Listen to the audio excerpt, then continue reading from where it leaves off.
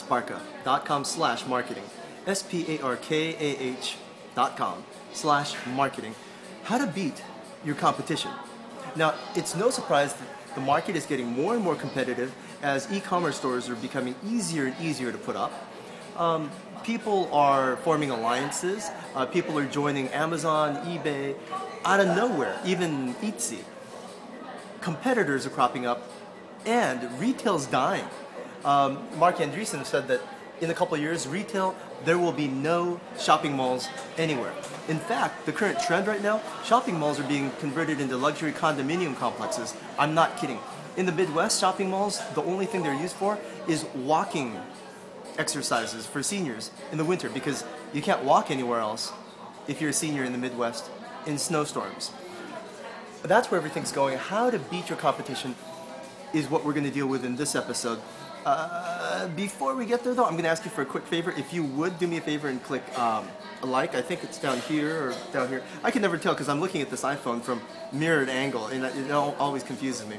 But if you click like, it helps us get found, because YouTube search decides who to put on page 1 of a YouTube search result based on the viewer count to like ratio. So if we have low viewer count and lots of likes, then we're going to show up on page 1 of a YouTube search for how to beat your competition. So I appreciate that thumbs up. And do that for your own videos too. Okay, so let's get into this. The reason why this is a major issue is because you're facing more and more competitors. But the trouble is, most of you watching this video have an incorrect definition of who your competitor is. It's true. If I were to ask you who's your competitor, you'd come up with a couple names of companies or apps or websites, and you'd be wrong. The most successful companies are the ones who accurately, correctly describe who their competitors are, and I'm going to tell you how to do that.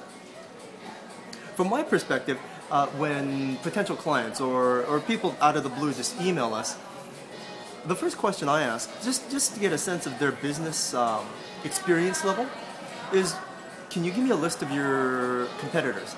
And half of the people that contact us, they're startups. They have a brand new app idea, they have a brand new company idea, and so their response to us is, we don't have any competitors. And I think, oh my goodness. I literally cringe and think, okay, this guy's got absolutely no business experience. And I'll tell you why this mentality, even if you can list off 20 competitors in your industry, if you can only list off, if your list of competitors is finite, okay? If your list, go ahead and create a list of competitors, people that compete against you. If that list ends, then your business is going out of business. Your business will fail if you can make that list end. And I'll tell you why.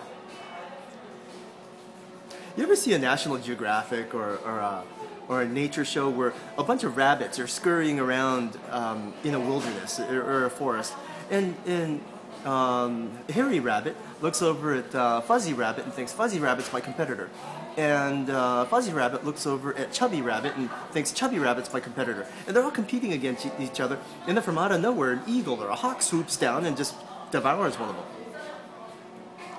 That's how the market works. Your biggest competitor is the app, is the company, is the website, is the disruptive new technology, is the Google Glasses that you don't see coming. And so you have to understand, let's say you've got something that no one else has. Your customer is going to come to your website and make a call and say, okay, this particular website is cheaper than Amazon, and yeah, I've worked with them before. And they even have better service than Amazon does, or whoever your big web competitors are. And so the competitor agrees, or the customer agrees, you know that's a fact because you've engineered yourself to be more price competitive and service competitive than your competitor. And you think, well, why didn't that person buy? I'm the best place for this product, and I'm the lowest price, and I'm the best quality. Why didn't they buy from me? I'll tell you another story. I had a friend of mine in college. He had a girlfriend that was slightly out of his league, probably very out of his league. Her name was Alexis. and she was gorgeous. He'd ask her out, he'd ask his girlfriend out, and say, hey, let's go out to dinner. I'm going to take you to a really, really good dinner place, and spend a lot of money, basically. And she'd say, you know, I'm too tired to go out. And he'd think, okay, in his mind, he's thinking, no one I know or no one she knows can afford, because he was rich. His parents were rich, third generation company, handed down to him. And he's thinking in his head, well, no one can take her out to a better place to eat, buy her better champagne, and pick her up in a nicer car that she knows. I'm the best. I have no competition.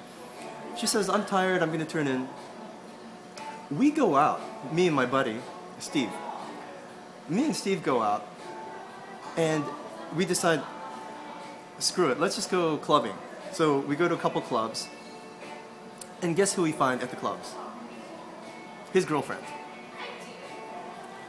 What happened was, if you're comparing one-to-one, dinner invitation per dinner invitation, she didn't have any better offers for dinner, but she was invited to the club by a modeling agent who wanted to give her a gig. So guess who wins out? Your competitors are not necessarily only in-class competitors, dinner for dinner, fancy car ride for fancy car ride, but your competitor is the opportunity cost. Let's see, so let me drill this down to actual physical products. Let's say you're selling chocolate. You're selling the world's best chocolate. It's the most delicious, healthy chocolate, and it's 10% cheaper than anybody else on the market. You've checked all your competitors, and nobody has cheaper chocolate, better chocolate, and has better service than you, and you think, wait a second, how come I'm not selling chocolate all day long? And you think, maybe I've got a competitor that's doing better than I am, so you secretly send out spies to look at your competitors. Hairy rabbit, fuzzy rabbit, chubby rabbit. And no, you're absolutely right. You are the best chocolate maker in the world. But that customer, that one visitor that came to your website and bounced out and went somewhere else, you've checked your competitors. Or have you? You know where she went?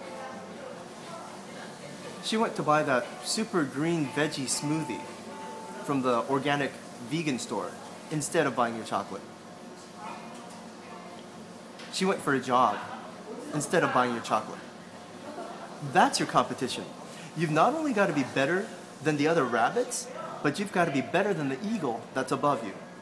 You've got to be better than the opportunity cost. You've got to be more valuable than the opportunity cost that's facing your customer. Because your customer is going to think, okay, I can buy this chocolate, it's the best chocolate, but what am I sacrificing because of buying this chocolate? My waistline, my skin complexion? That is your true competition. Deliver more value than the million other opportunities available to your customer, and you'll succeed. For help with your marketing, talk to us at sparkah.com/marketing, sparkah.com/marketing. And for the next episode, it's going to be totally private on a topic that we haven't released yet. Our private episodes are only available at sparkah.com/private, sparkah.com/private.